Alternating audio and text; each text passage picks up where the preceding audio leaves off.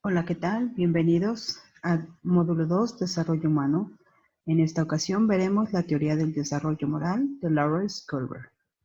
Como hemos visto en anteriores teorías, cada una tiene sus ventajas, sus desventajas, sus virtudes, sus cuestionamientos. Y bueno, esta teoría pues también tiene sus particularidades que, como veremos, también caen en la parte subjetiva, ¿no? Puesto que habla de un tema tan importante como lo es la justicia, el juicio moral y los valores. Pero justamente es cómo lo vamos a vincular con nuestras disciplinas. Y eso veremos a continuación. Antes de comenzar a dedicar esta teoría, explicaré un poco sobre Lawrence Kohlberg. Eh, es importante decirles que esta teoría tiene datos reales a partir de su visión, de la visión que él digamos, tenía de la vida misma. Lawrence Kohlberg es psicólogo norteamericano que nace en 1927 y pues recibe una educación muy particular porque tiene tutores personales de alto prestigio y asiste a colegios privados que por supuesto tienen un índice digamos, de un nivel económico muy alto. Al terminar la secundaria, él se alista a la Marina y conoce varias partes del mundo. Vuelto a su país, realiza estudios universitarios en Chicago y obtiene el título de licenciado en letras y el doctorado en filosofía. Su tesis doctoral revela ya el interés que guía toda su reflexión, el desarrollo justamente de la moral. Al doctorarse se incorpora a la docencia en Chicago para pasar más tarde a la Universidad de Yale y de nuevo a Chicago hasta 1968. Este será el año de su incorporación en la Escuela Universitaria de Educación de la Universidad de Harvard, donde donde permaneció hasta el año de su muerte, que fue en 1987. Como vieron, su educación tiene que ver como con un alto nivel de disciplina, ¿no? Y con ello, pues, de reglas, de valores, de autoridad, que ya iremos poco a poco eh, eh, platicando. Y bien, ¿qué es esto de la moral? ¿Qué propósito tiene esto de ver el desarrollo de la moral, ¿no? ¿Por qué de los valores? ¿Qué pertenece o por qué esto de la autoridad? Digamos, ¿cuál es la importancia que tiene que ver esto de la moral en las costumbres, en las normas, en un bien común, a quién beneficia, a quién hace sufrir o a quién produce bienestar o felicidad, pero sobre todo, ¿qué tiene que ver con nuestro módulo de estimulación, desarrollo humano?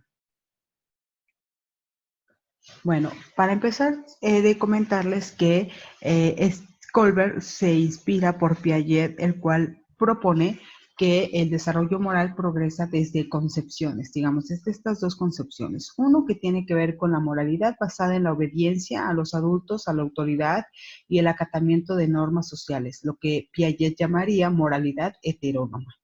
Y la otra es hacia una moralidad más autónoma guiada por el respeto mutuo entre las personas, por la independencia de los individuos y la participación activa en la elaboración de las normas. Esto es lo que dice Piaget, en lo cual se sostiene y se basa Kohlberg. Pero Kohlberg presenta, digamos, su propia formulación del desarrollo moral justamente a partir de la base de Piaget, pero crea estos dos supuestos. Uno es que las ideas morales no se construyen fundamentalmente mediante la imposición de las normas por parte de los adultos. Después, los conceptos morales no se adquieren para evitar emociones negativas como ansiedad o culpa. Es decir, que más bien tendría que reforzar una cuestión positiva. Kohlberg sostiene que las nociones morales se construyen en sentido positivo, por eso el desarrollo moral se construye a partir de las interacciones sociales con los adultos y con los pares y sobre todo cuando los niños son capaces de tener en cuenta la perspectiva de los otros. A partir de las interacciones sociales, los niños van desarrollando emociones de empatía hacia el otro y comportamiento de ayuda y respeto hacia los demás, que es lo que decía Kohlberg, ¿no? Que fue dando cuenta a partir de varios de sus viajes que tuvo. Los postulados de la teoría del desarrollo moral se basan en comprender la estructura del razonamiento frente a los problemas de un carácter moral. La clave para el desarrollo moral es el concepto de la justicia. Los principales aspectos del desarrollo moral, según la teoría, son universales porque surgen de la interacción social. ¿Se acuerdan cuando hablábamos de Vygotsky? Decíamos que la interacción es lo que va a hacer que pertenezca este sujeto a este mundo, a estas costumbres. Bien, Colbert también lo retoma y dice que la interacción social y todas las culturas tienen la misma fuente, los mismos conflictos sociales al asumir roles, etc. Es decir, él también pone en escena y en principal fundamento la interacción. La motivación está asentada en la aceptación de los otros, la realización personal, la competencia, el amor propio. Las acciones son correctas o erróneas con relación a un principio, pero no se puede saber si un principio es más correcto que el otro, ¿no? Es como a veces se habla de los derechos. ¿Cómo saber que un derecho es prioritario, ¿no? O cuál vale más? Y no, los derechos son derechos, ¿no? Entonces, más bien a partir de las acciones es como uno va a ir ponderando, pero no es que uno tenga más importancia que el otro. Bien, cuando les hablaba justamente eh, de estos ejes importantes que habla Colbert durante toda su teoría, tiene que ver con la justicia, la cual denomina como un conjunto de reglas que establecen un marco adecuado para las relaciones entre personas e instituciones, autorizando, prohibiendo y permitiendo acciones específicas en la interacción comunal. Es decir, aquí ya hay toda una institución que te va a permitir decir qué es lo correcto, lo incorrecto, ¿no? Lo que está permitido y lo que no está permitido.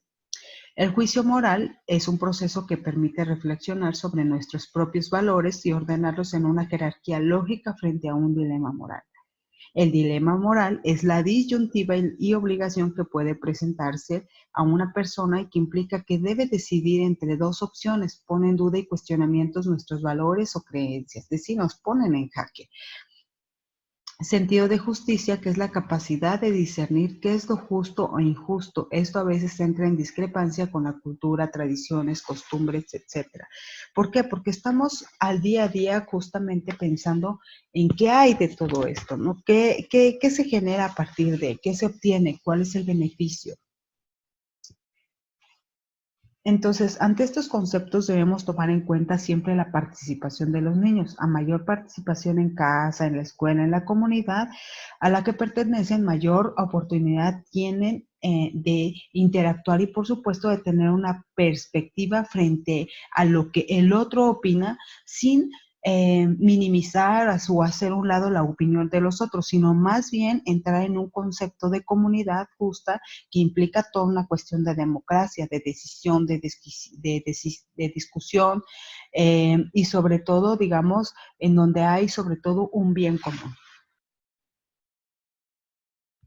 Entonces, bueno, Colbert, la teoría de Colbert se distingue justamente por profundizar 6 estadios agrupados en 3 niveles de distintos fases de la moralidad. Estos 6 estadios son de carácter universal, son secuencias invariables e integrados jerárquicamente en niveles de razonamiento moral. Cada vez son más complejos y conceptos más adecuados de lo que es justo o injusto, que es a lo que llamaría Colbert entrar en una cuestión de reglas, de expectativas, y convenciones de acuerdo a la sociedad o de la autoridad misma. Ahorita vamos a ir poco a poco haciendo más y aterrizando cada una de estas. Bueno, hay 3 áreas, la egocéntrica, la social y la moral. En cada una de ellas existe uno de los niveles que Colbert va haciendo, que es lo preconvencional, la convencional y la postconvencional. Dentro de la preconvencional existe el castigo y la obediencia como parte de los estadios. El segundo estadio, propósito e intercambio. Eso es dentro del área egocéntrica. Ahora, el área social, que tiene como nivel convencional y estadio 3, expectativas, relaciones y conformidad interpersonal, y 4, sistema social y conciencia. Luego pasamos a la área mayor, que es lo moral, que tiene que ver con lo postconvencional, que habla de los derechos previos y contrato social, principios éticos y universales, que vamos a ir viendo. Entonces, cada estadio se define por 3 elementos. Uno es la perspectiva en relación con las normas sociales. Dos, tiene que ver con razones para juzgar las acciones concretas como buenas o malas. Y el tercero, que tiene que ver con los valores que se nos ha inculcado y a partir de eso ir tomando una decisión. Empezaremos explicando el nivel moral, que tiene que ver el primer nivel moral, que habla de lo preconvencional. Digamos, este nivel más o menos tiene pensado a nivel de edad de 4 a 10 años. Los niños muy pequeños interpretan el comportamiento a partir de gratificaciones, es decir, de castigos o premios. Conforme van creciendo, se van definiendo, digamos, lo correcto, o sea, qué es lo que ellos van considerando como lo bueno, como lo malo, o cómo se les va condicionando hacia esos dos significados, bueno o malo. En este primer nivel, los juicios, los criterios y todo eso, digamos, no hay tanta cavidad, más bien tiene que ver con la recompensa y el castigo, qué es lo que ellos están recibiendo a partir de una acción que ellos están haciendo. Entonces, su único criterio tiene que ver justamente con eso, ¿no? Con lo que se les otorga o se les quita. Para ello, vamos a pasar justamente a hablar del primer nivel, que es estadio 1, castigo y orientación a la obediencia. En este estadio, en este primer estadio, la parte de lo que es la recompensa y el premio va a ser fundamental. Es lo que llamaríamos el condicionamiento operante, lo que reciben los niños a partir de un algo que estén haciendo. Entonces, estas acciones se van a determinar como buenas o malas. O sea, al niño se le va a hacer saber que está haciendo las cosas mal a partir de un regaño o de decirle eso no se hace sin entrar en mayor explicación. En este momento, recuerden que el niño es egocéntrico y entonces él todo quiere. Entonces, la manera en cómo ir introduciendo esto es como poniéndole pautas de premio y castigo que los van a ir relacionando poco a partir de lo que los niños va obedeciendo, ¿no? Pero ahí las figuras principales tienen que ver con el padre o la madre, el cuidador primario, que aprende un poco entre a negociar y no. ¿Por qué y no? Porque la parte en donde el niño recibe un castigo a partir de lo que va a hacer bien, pues bueno, es aplaudido, es festejado, pero cuando se porta mal, digámoslo de esa manera, también se le va a hacer se le va a hacer saber a partir de regaños o de quitarles algunos juguetes o no, de no prestarle algunas otras cosas, ¿no? Incluso de no mirar la televisión o el teléfono actualmente. Después estamos en el estadio 2, que es la orientación de intercambio y reciprocidad. En este momento, digamos, ya el niño tiene más o menos entre 10 y 14 años, ¿no? Entonces, la parte en donde, ok, yo hago una cosa, tú haces otra, es en esta cuestión del intercambio, de la escucha de necesidades, de lo que puedes hacer tú por mí, pero yo también puedo hacer por ti y ambos salimos ganando, ¿no? Es decir, buscar un equilibrio en donde el niño puede dar cuenta de que no solamente es hacerlo él, sino también el otro. Por eso pongo aquí como un ejemplo del sub y baja, porque es dar, ¿no? O sea, para poder los dos tener un intercambio, una satisfacción, ambos tenemos que hacer lo mismo, ¿no?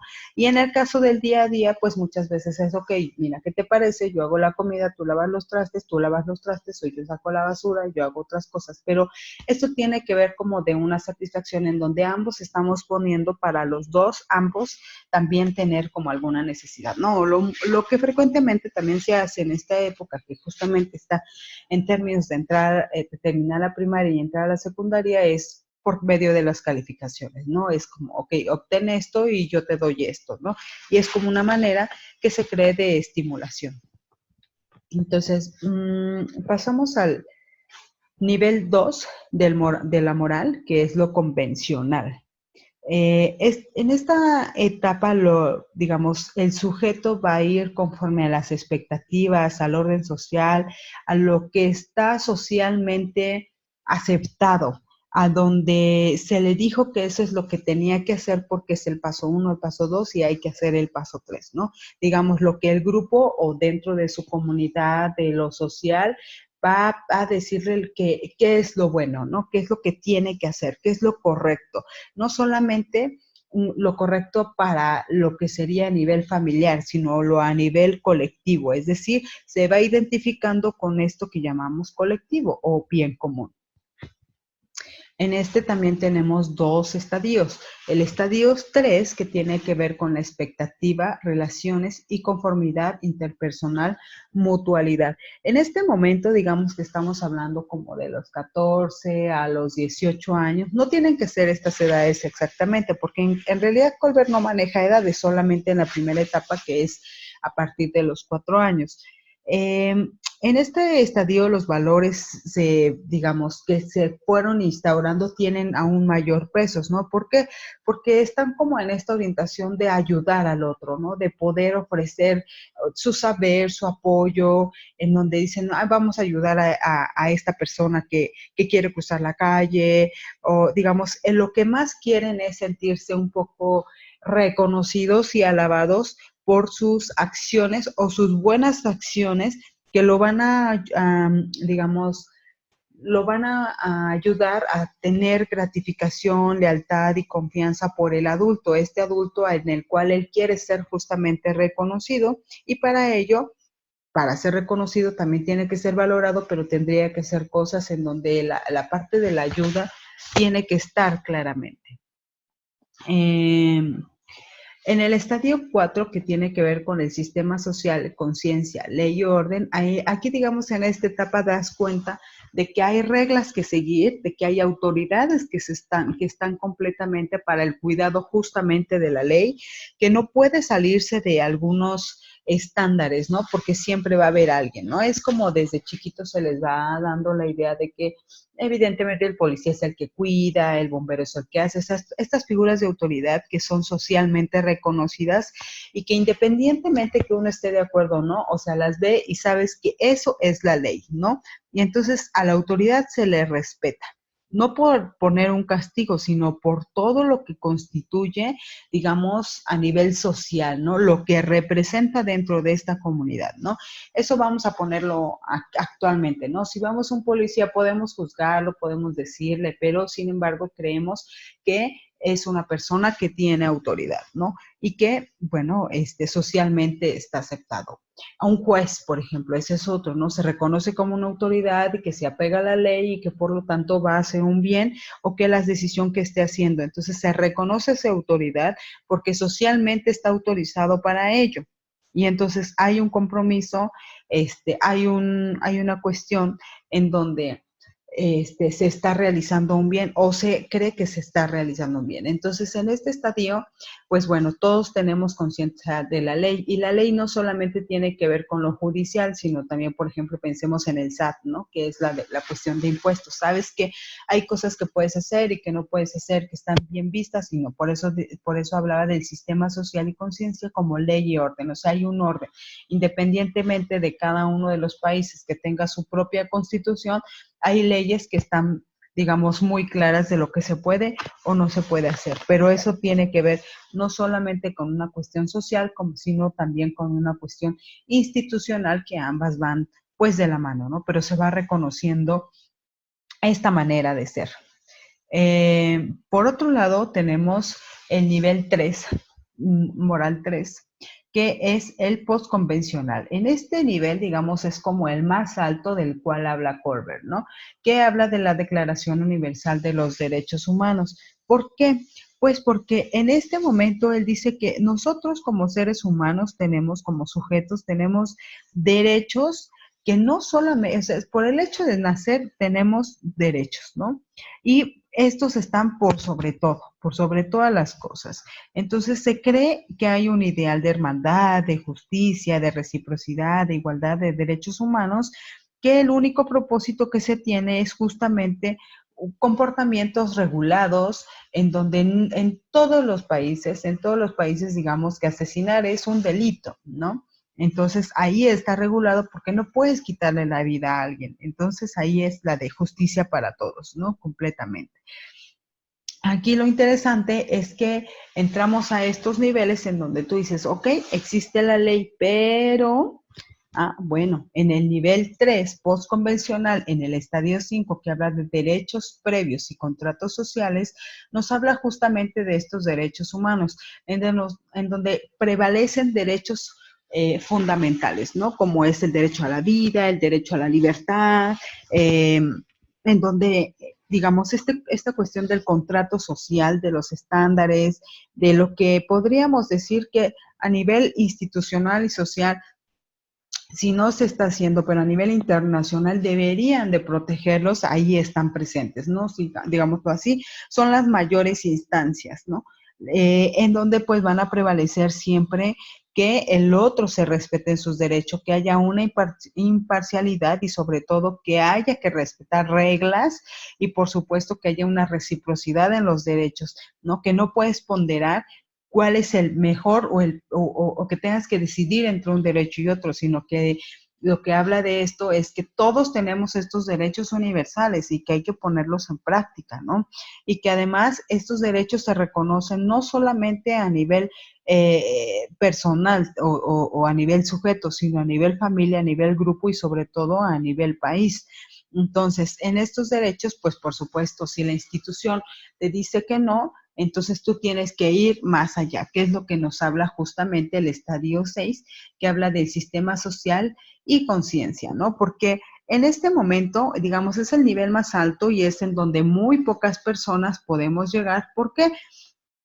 Porque en este estadio 6 habla de los principios éticos universales. Digamos, aquí allá hay una autonomía mucho más grande que tiene que ver con la autonomía moral. En este estadio en específico sí se puede hablar de que los juicios, todo lo que has aprendido a lo largo de tu vida te hacen saber que, ok, sí tengo derechos, ¿no? Pero ya no solamente, digamos, estoy peleando por mis derechos y estoy argumentando porque yo tengo derechos, sino ya en este nivel, en el estadio 6, estoy luchando no solamente por mi derecho, sino por los derechos de todos, ¿no? Ustedes recordarán el caso de Martin Luther King, que él mencionaba justamente lo que yo tengo en ese dibujo, ¿no? En esa imagen, tengo un sueño, un solo sueño, seguir soñando, soñar con la libertad, soñar con la justicia, soñar con la igualdad y ojalá ya no tuviera necesidad de soñarlas, ¿no? Que fuera realidad. Es como este personaje sabía que tenía derecho, que tenía derechos, ¿no? Y era derecho a la libertad, derecho a ser tratado con igualdad, con respeto. ¿Y qué pasó en ese entonces?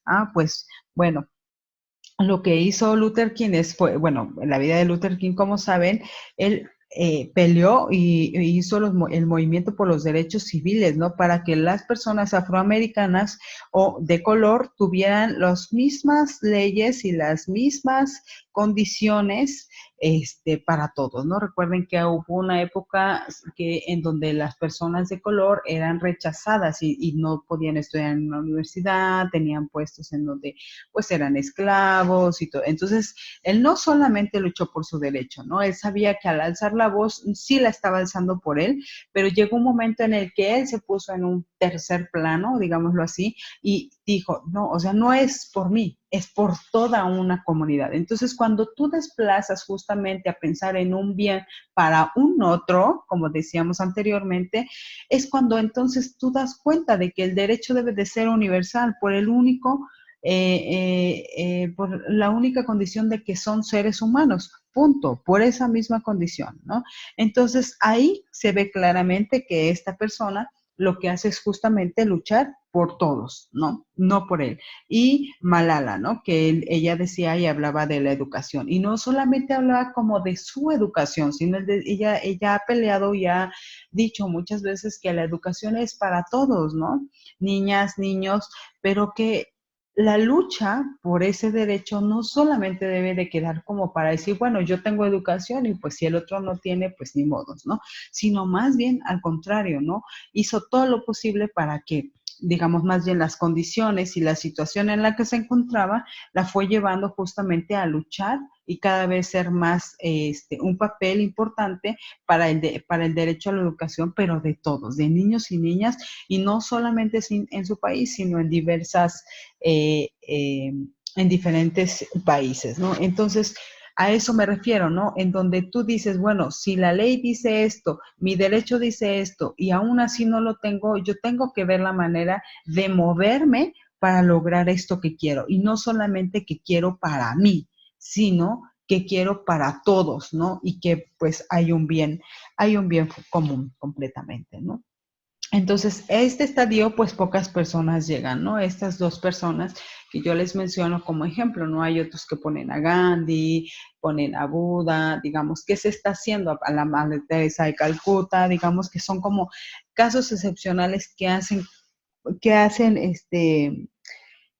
engrandecer a estas personas, pero justamente por todo lo que van haciendo, ¿no? Entonces, haciendo como un recuento un poco recuerden que la parte egocéntrica tiene que ver con lo preconvencional, con una perspectiva individual y concreta de qué es lo que se tiene que hacer. Levanta eso, no hagas esto, te voy a quitar esto, pórtate bien para que consigas esto, ¿no? La parte social tiene que ver con lo convencional y hay una perspectiva de ser miembro de la sociedad, ¿sabes? O sea, como ahora eres miembro de la sociedad y tienes que asumir este rol, estas características, estas reglas y esta dinámica para poder pertenecer, ¿no? La postconvencional, que tiene que ver con la moral, justamente habla de la perspectiva anterior a la sociedad. ¿Esto qué quiere decir? Que aquí no solamente habla de lo que socialmente es correcto, sino más bien habla de lo que tiene que ser por el derecho mismo de poder hacer. Entonces, por eso en estos primeros, digámoslo así, niveles se habla de un juicio moral, porque ahí uno se debate entre lo que puede hacer y de lo que no, a partir de lo que nosotros, con lo que nosotros fuimos creciendo y creyendo que es lo correcto, ¿no? Pero cuando se habla de lo postconvencional y de una perspectiva anterior a la sociedad, o sea, de lo que va a beneficiar a la sociedad completamente, pero hacia un bien realmente, como el ejemplo que les ponía de Luther King, entonces ahí vas a hacer una acción moral completamente. O sea, no solamente te vas a quedar como con el juicio, sino vas a pasar completamente a la acción y eso es justamente lo que va a hacer el cambio. Y lo que se tiene que hacer es el cambio. Entonces, bueno, aunque suene un poco repetitivo, me parece interesante poderlo repetir. Entonces, el nivel y el estadio, ¿sale? Entonces, en la parte del nivel estamos hablando de lo preconvencional. La moralidad de acuerdo a los castigos o recompensas materiales. Es decir, en el estadio 1 habla de la obediencia y el miedo al castigo, entonces lo voy a hacer porque no quiero que me castiguen, ¿no? Y ahí no hay más, solamente es una cuestión conductista.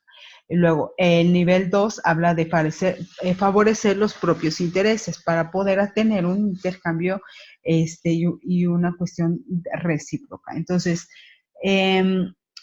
lo que juzga que está bien.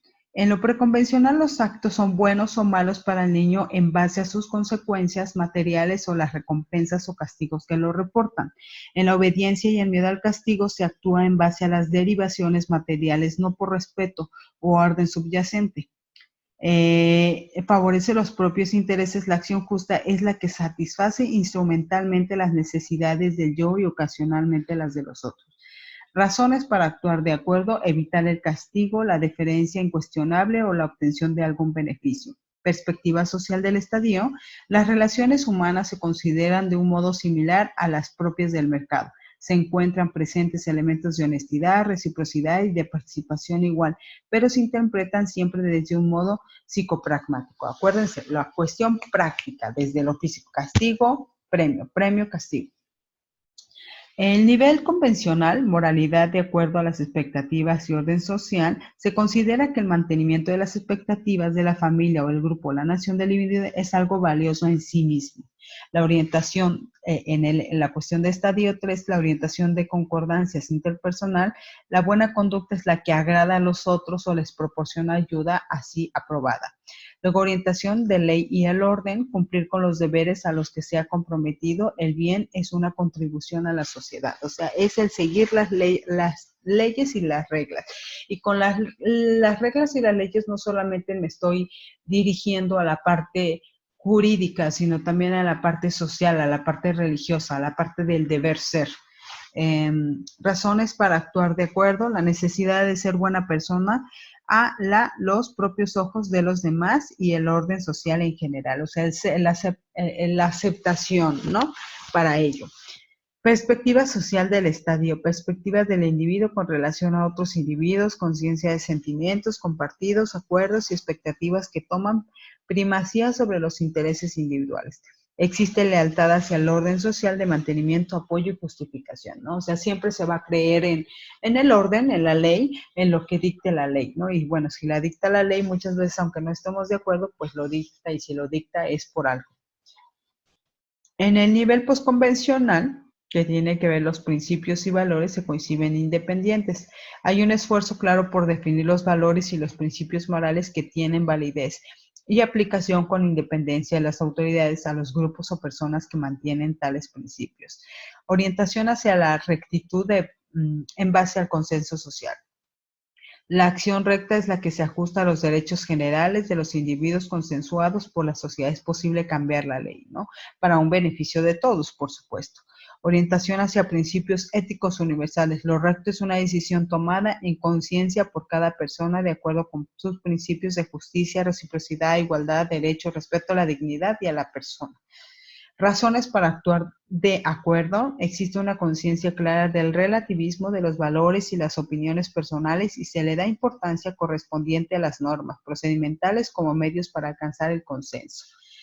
Perspectiva social en el estadio. En esencia, el individuo se rige por principios universales de justicia, reciprocidad e igualdad de los derechos humanos y de respeto por la dignidad de los seres humanos como individuo. Por ello, la importancia mayor concedida al punto de vista legal, subrayado por la posibilidad de cambiar la ley y en función de las consecuencias racionales de utilidad social. Es decir, hay un sinfín de lo que podemos decir como bien y malo, ¿no? Digamos, a nivel global podríamos decir qué está bien y qué está mal. ¿Por qué? Por medio de nuestra historia de vida, por medio de lo que nos enseñaron que está bien o que está mal, ¿no? De lo que puede suceder a partir de que si tú haces algo, ¿no? Ahorita tenemos mucho la parte del castigo divino, ¿no? Y que también se les inculca a los niños, ¿no? De decir, bueno, si no te portas bien, Diosito va a llegar y te va a castigar, ¿no? Y bueno, al ver el niño una imagen en donde está un hombre crucificado con sangre y demás, pues cree que el castigo va a ser verdaderamente, ¿no? Entonces entra el temor de Dios.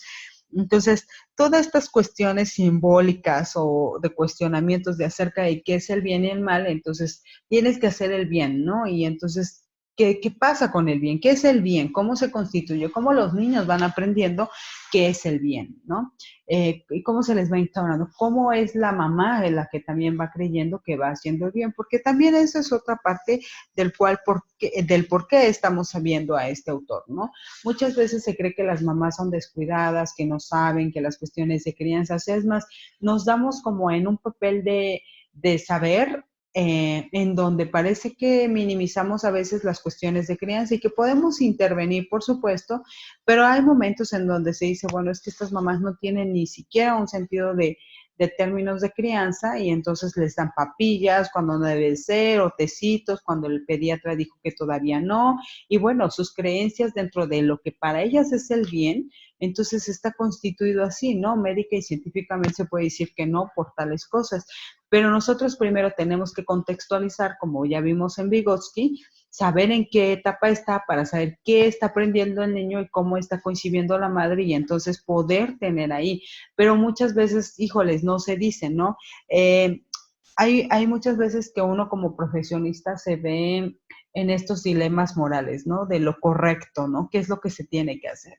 A mí en específico me ha tocado en algunas ocasiones en donde pues los niños llegan de un maltrato bastante fuerte, en donde tú dices, bueno, ok, puedo llamar a las instancias correspondientes. ¿Qué puede pasar con este niño? Ah, bueno, primera, a lo mejor una opción es que se los lleven a una casa hogar y que de ahí los separen, ¿no? Y de ahí ya no se vuelvan a ver o que se pierdan o que pase algo, ¿no? Dos, apoyar a la madre para que justamente tenga otras maneras otras herramientas de poder criar a sus hijos y darles contención, darles seguridad y una situación familiar que pueda favorecer a esta familia y no que se haga una deconstrucción familiar, ¿no? Entonces, pues muchas veces sí se tiene el miedo de decir, bueno, ¿cómo puedo intervenir sin afectar de más, ¿no? Porque cuando el niño está en riesgo, pues como les decía, no es que un derecho tenga más prioridad que el otro, ¿no?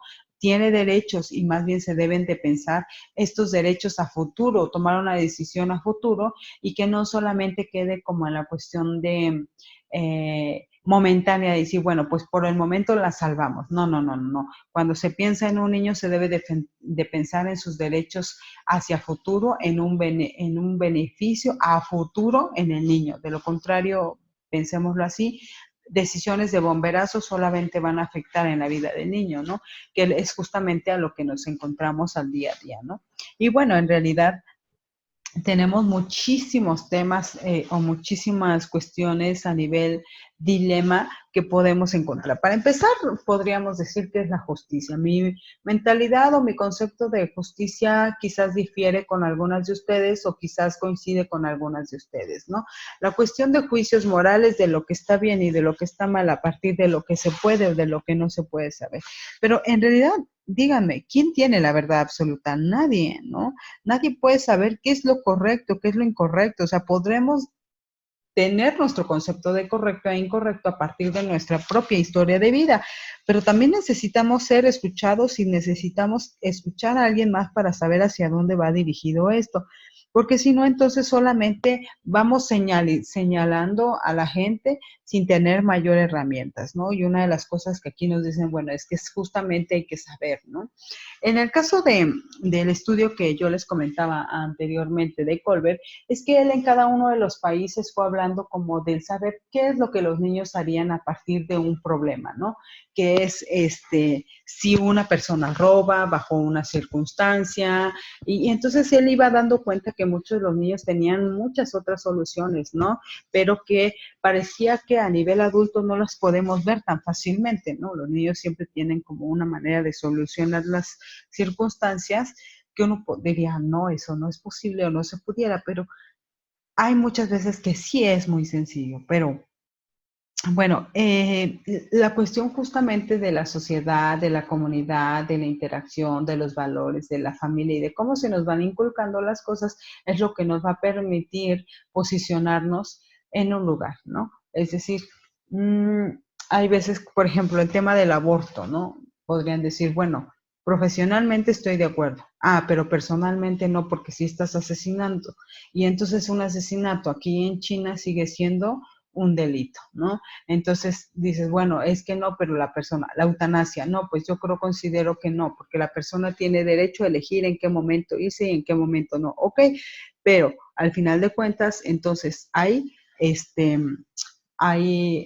la parte del derecho a la vida. Entonces, ¿cómo se está preponderando este derecho, ¿no? O por el otro lado decir, bueno, tanto en la ley de los humanos como en la ley religiosa se dice no matarás, ¿no?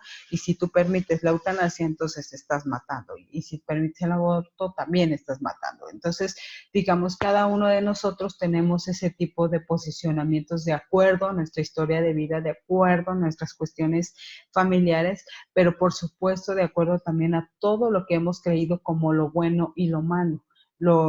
El bien y el mal, ¿no? Y cómo nos vamos regulando a partir de eso. Entonces, esta es una de las teorías que justamente me, me gusta porque cuestiona muchas de estas cosas, ¿no? Y que cada vez que llegue un paciente no pensemos en que es una mala crianza, en que lo está haciendo la mala madre o que decimos, ay, esta señora. No, no, pensemos en cuáles son la manera en cómo se ha ido desarrollando, de cómo ha ido creciendo y sobre todo de cómo va a ir encontrando este bien, porque muchas veces ellas piensan que están haciendo algo para favorecer su desarrollo cuando pues muchas veces no lo es así, pero pensemos en que más bien cada una de las historias es distinta y hay que saber cuál es esta historia de vida antes de emitir un juicio.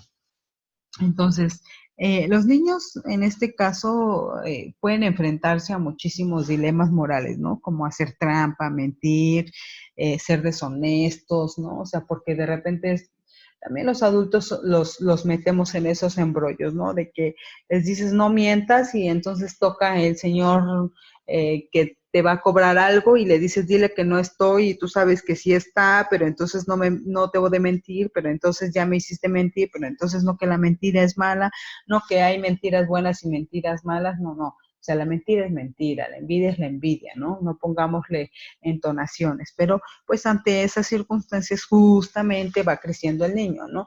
Entonces, al pensar en una cuestión de justicia, en una cuestión de igualdad, en una cuestión de equidad, pues evidentemente se va a ver confrontado o se va a ver, se va a poner en jaque ante términos de decir, bueno, qué es lo correcto y qué no es lo correcto, ¿no? Entonces, pues más bien yo les preguntaría, ¿qué es lo correcto? ¿No? Dentro de cada una de las cosas que hemos visto, dentro de cada una de las situaciones en las que encontramos, que hemos visto, ¿qué es correcto? ¿Qué podría ser correcto? ¿No? Y para terminar, les contaré una anécdota que parte justamente de la historia de la Segunda Guerra Mundial, en donde había 11 personas en un closet, bueno, en un ropero, ¿no? Entre estas 11 personas había una mujer embarazada y 2 niños más y otros adolescentes que estaban ahí, ¿no? Eh, en este momento lo que pasa es que, bueno, va surgiendo el embarazo y llega un momento en que pues evidentemente no tenían que hacer absolutamente ni un ruido porque si eran descubiertos podrían morir los 11, ¿no? Entonces llegó el día del alumbramiento, lo que ellos llamarían, y entonces pues no se oye silencio absoluto y cuando salen de ahí o son rescatados, los niños preguntan, ¿qué no somos 12? Y alguien dijo, siempre hemos sido 11. Y entonces los niños decían que no, que eran 12, que ellos recuerdan haber visto y saber que venía un bebé. Y entonces todos les dijeron que no existía ningún bebé, ¿no? Y entonces los niños entendieron que era matar a uno para salvar a 11, que no sobrevivir ninguno, ¿no? Entonces más bien la pregunta sería ¿quién hizo lo correcto? Si es que hay algo correcto. Y espero podamos seguir hablando de este autor y de estos dilemas que nos enfrentamos al día a día. Espero que sea una teoría que nos ponga a reflexionar mucho con nuestro hacer profesional y nuestro hacer personal y que pueda ayudarnos a saber un poco más de qué es lo correcto y lo incorrecto, ¿no? Entonces, pues bueno, agradezco mucho y los esperaré sus dudas.